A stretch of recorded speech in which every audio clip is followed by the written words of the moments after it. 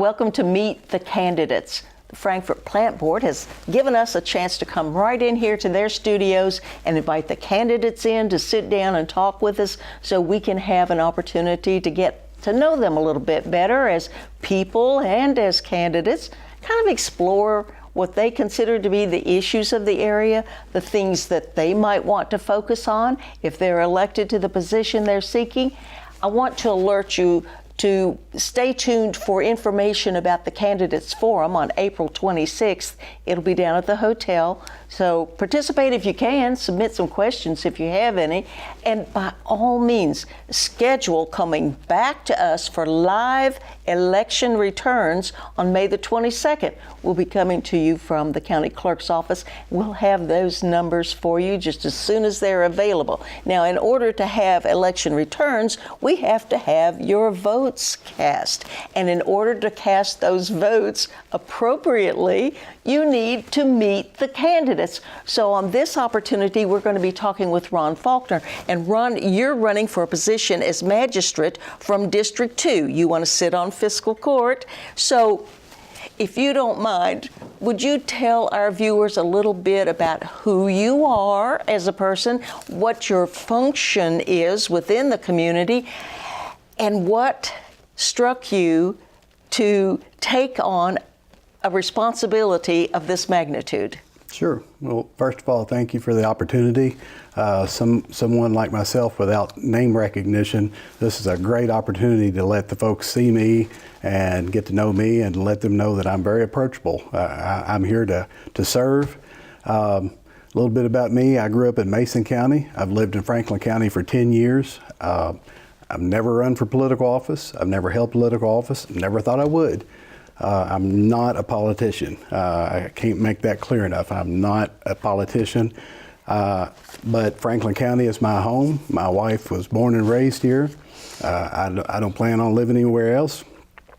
I just want to get involved and make Franklin County a viable place for our kids and our grandkids to grow up and live and work, and I want to do my part to get involved. What do you see in general as being the primary issues that you'd like to address from the fiscal court? Well, I can tell you a couple of things that I see, but honestly, I want to get out and meet my people. I plan on doing a lot of knocking on doors. I'm probably going to pester some people, but I want to hear what their issues are. I want to be their voice on the court. But if I could say one thing that probably for our district that would be important is a balance, which that's something everybody wants in life, work life and home life and fun and work and play. I would like to see a good balance of growth for Frankfort with good jobs that will help our kids stay and not have to go to Lexington or Louisville to get a good paying job so we can see more of them and the grandkids. But at the same time, Frankfort has a small town feel. It's a farming community, just like I grew up in, and I don't want to lose that. So it's a fine line. I guess strategic growth, smart growth would be the thing we need to do to get good paying jobs while not losing our small town feel. Any thoughts on how we go about developing that? Well, there's probably people that got a lot smarter answers than I do, and I would like to meet with those folks. You know, my background is I work in business where you sit down at the table with your other department heads, and you don't have to be the smartest person in the room.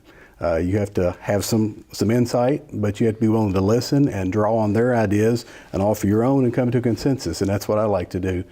But a perfect example is the building out on Leestown Road in our district. We've got a new facility out there that is DHL that works for Jim Beam. That's great growth, and I understand they want to grow more, and that's outstanding that they want to look at our county as a place to grow and offer jobs. But at the same time, I'm sure they have an effect on the environment and things like rainwater runoff and things like that. So we want to make sure that we're offering jobs, but while we protect the county at the same time. One of the issues that's been in the news lately that comes up for the community is with the Frankfort Plant Board. Have you had enough opportunity to look into that to see whether you have an opinion on whether we should pursue county representation on the plant board? I can't speak intelligently on that. I guess the best way I would answer that would be just like any other issue that comes up before the fiscal court. We would have to do our homework, make sure we're moving in the right direction, do what's best for the county as a whole, not just certain districts or certain areas or certain communities in the county, but make sure that it's the right direction for the county, that we can either save money or get a better product, basically offering up the best thing for the citizens. Now, along those lines, define the areas you're talking about. What is the 2nd District? 2nd District, honestly, I was shocked. I did not know what all encompassed my district. I thought it was a much smaller district. So I'm the only street in my subdivision. My neighbors on Secretariat Way are in our district, but we've got, I bet we have the best diversity of any district, because we've got the highest end community, 2 Creeks in our district. We've got older community or older subdivisions. We've got mid-level. It's very diverse. You go out Leestown Road, you have farmland, you have industrial. We've got a perfect mix in our district. Well, one of the mixes that's been in the news lately is the redevelopment of the Capitol Plaza area. Have you looked into any of that to see whether you have an opinion on how we should develop that? I've not heard what the plans are for that. I was there Sunday and watched the building come down. It was the neatest thing I've seen in my lifetime. But I hope that whatever comes of that, it's something that will benefit the entire county. It will help, whether it brings in jobs, offers a park space or a green space. However we use it, I hope it will benefit the folks of the county. One of the things the city is doing to promote further involvement from people outside the area is the Frankfort, Kentucky Distilled Branding Campaign. Do you think that the county should find an opportunity to use that as part of their promotion? Should they find a way to use that to draw people into the county as a whole? I do think they should. The distilleries are a perfect example of some very good quality jobs in this county. I know Jim Beam gives a lot of money back to the county. Buffalo Trace does the same. Tourism would be a great thing to draw upon for our county. This is a very neat county to live in, and I think sometimes we probably don't utilize our resources enough in tourism, because there's so many things. When I came to Franklin County, I had no idea the things that Franklin County offered. It's a great place to live and work. How do you think we should best promote that? Well, you mentioned the distilleries. That's a great place to start, because people enjoy traveling across the state on the Buffalo Trail or the Bourbon Trail. Bourbon Trail, there you go. Thank you. I lost my train of thought there. But that's a great place to start, and I have no doubt that people that come to Frankfort that have not been here would be just like I was, and it would come in and realize there's more to Frankfort than you knew, and would cause them to come back for other things. Canoe, Kentucky is another great example. We have a great offering of things for people outside of Franklin County. One thing that has come up, and I haven't seen it widely discussed, so I'm not really that familiar with it, but do you have an opinion on the possibility of expanding Sunday alcohol sales? I would probably be in favor of expanding alcohol sales on Sunday. It's available in restaurants. It's just not in package stores or like at Kroger when you go. I don't see what the harm would be. I would think there would be more benefit as far as revenue and taxes coming in. I would be in favor of expanding on Sunday sales. The pension crisis has made headlines. It's been in the news a lot lately, and we know that there is going to be a heavy impact on the budget. Have you had an opportunity to look at that to see how we might find ways of coping with the impact that's going to have? I know that it affects a lot of people in this county. Being the capital, I've got a lot of friends and neighbors and family members that are state workers. I can tell you that as a potential elected candidate, I don't feel that we should draw from an already crippled pension. I would venture to say I'm one of the few candidates, a potential politician that would not. I have no interest in drawing from the pension. I'm not input into that. I think that should be designated for our teachers and our hardworking firemen and our folks at the sheriff's department and the state workers. They're the ones that built that up and paid into that, and they should be the ones to draw from it. Now, to look you in the eye and tell you that I have the answer how to solve that, I don't. It's no different than saying I have the answer to Social Security. Something has to be done. It can't keep going the direction it's going, but the right people in the room that are willing to listen and bounce ideas off each other, we can find a way to fix that. Just like in any job, or even at home, you have a budget you have to stay within, and you can't just keep going and borrowing against it. You have to shore up the budget at some point, but I would take that extremely seriously. I really want to see that pension be around for the folks that have worked hard and paid for it and expect to return from it. I don't. I'm not trying to get involved because I want to be a part of that pension. That's not the case at all. It will have a heavy impact. Whatever they resolve with that is going to have an unexpected impact on the current budget of what the dollars are in there now. So there will have to be some reallocation and realignment on that. Do you have any preferences of where the emphasis should go, especially for Second District, but the county as a whole, on the budget dollars that are available, where they should be prioritized? I would be willing to listen to any ideas. It's just reality. They're going to have to be a cut somewhere. We can't keep doing business as usual. That's what's got the pension in the shape that it's in now. Mm-hmm. So we have to do something, and somebody's not going to be happy about it. That's just reality. So I know that there has to be cuts from somewhere, or additional revenue brought in from somewhere, or a mix of the two. So I don't have the answer, but I would be willing to entertain and listen to any idea that would help lessen the pain of whatever needs to happen. But again, I think it's vitally important that we find a way to minimize the hurt, but make sure that that pension's there for the teachers and the state workers and the firefighters that were promised that when they took maybe a less paying job, because that was a part of the bonus program, was that they would have a retirement and a pension. And you know, we trust teachers to sit in classrooms 8 hours a day with our children. The least we could do is fight for them and keep their pension alive.